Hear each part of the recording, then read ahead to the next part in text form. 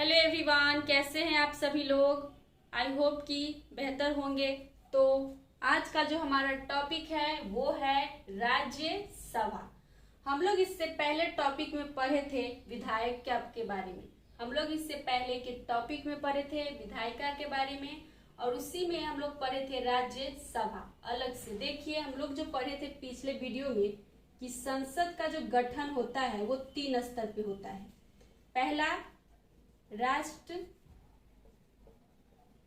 राष्ट्रपति, दूसरा राज्यसभा और तीसरा लोकसभा। तीसरा क्या है? लोकसभा। तो राष्ट्रपति पद की चर्चा जो है 52वें आर्टिकल में है, राज्यसभा के आर्टिकल 80 में है और लोकसभा के आर्टिकल 81 में है और संसद की चर्चा 79 में की गई है। अनुच्छेद ये हर एग्जाम में पूछता है, संसद की चर्चा कितने आर्टिकल में की गई है? तो 79 में। हम लोग इससे पिछले वीडियो विधायिका जब पढ़े थे तब उसमें देखे थे संसद के बारे में कि संसद में जो संसद का जो गठन होता है 3 स्तर पे होता है, राष्ट्रपति, दूसरा राज्यसभा और तीसरा लोकसभा। तो राष्ट्रपति जो है 52 आर्टिकल में दिया हुआ है, राज्यसभा 80 में दिया हुआ है और लोकसभा 81 में दिया हुआ है। तो अब देखिए यहाँ पे राज्यसभा।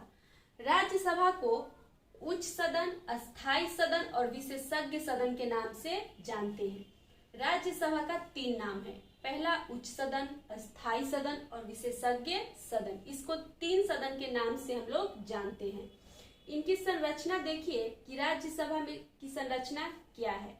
इसमें राज्यसभा में टोटल सीट की संख्या 250 है। राज्यसभा में टोटल सीट की संख्या कितनी है? 250 और उसमें से 238 जो है राज्यों से लिया गया है और केवल राज्यों से लिया गया है 233। 238 राज्य और केंद्र दोनों से लिया गया था, लेकिन सिर्फ राज्य से लिया गया 233 और ये 12 जो मनोचित है जिसमें लोग राइटर वगैरह जो बनते हैं मनोचित, उनमें से 12 के 12 लिया गया है। मतलब वर्तमान में कितनी है? 245। सीट की संख्या कितनी है? 245। तो राज्य को हम लोग उच्च सदन, अस्थाई सदन और विशेषज्ञ सदन के नाम से जानते हैं। इसमें टोटल सदस्यों की संख्या, टोटल सीट की संख्या कितनी है? तो 250 और वर्तमान में पूछे तो 245। अब देखिए इसमें क्या है, राज्यसभा का निर्वाचन होता है। तो निर्वाचन कैसे होता है?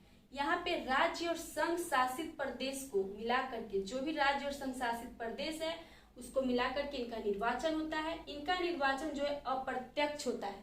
इनका निर्वाचन अप्रत्यक्ष रूप से होता है। जैसे कि हम लोग विधायिका को चुनते हैं, विधायिका और संसद को चुनते हैं और संसद और विधायिका राष्ट्रपति को चुनते हैं।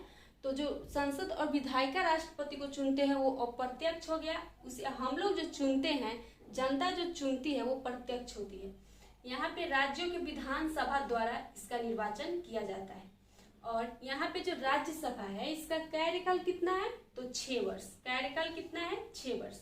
और इसका जो चुनाव होता है प्रति 2 वर्ष पे होता है, 1/3। मतलब इसका चुनाव कार्यकाल 6 वर्ष तक रहेगा, लेकिन 2 वर्ष पर इसका प्रति 1/3 चुनाव होता रहता है। यहाँ पे देखिए राज्यसभा में सभापति कौन होंगे? उपराष्ट्रपति होंगे। राज्यसभा में सभापति कौन होंगे? तो उपराष्ट्रपति होंगे। यहाँ पे देखिए राज्यसभा का कोई भी प्रॉब्लम अगर हो तो सबसे पहले यहाँ पे जाएगा, राज्यसभा का होगा तो राज्यसभा में जाएगी।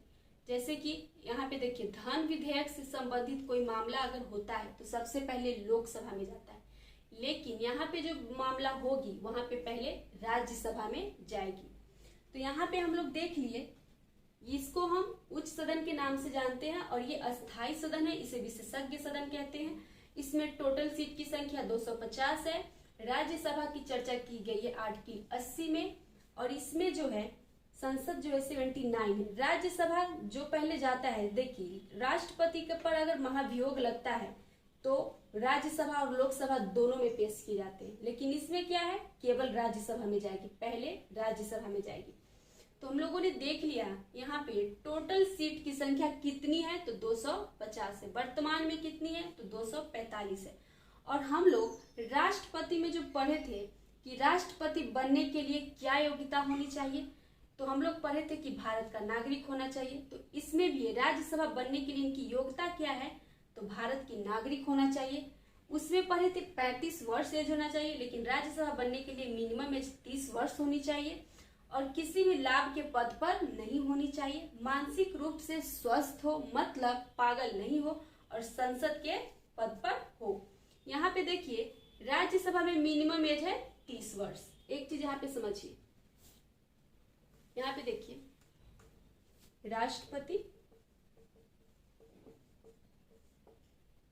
राष्ट्रपति हो गया, राज्यसभा हो गया,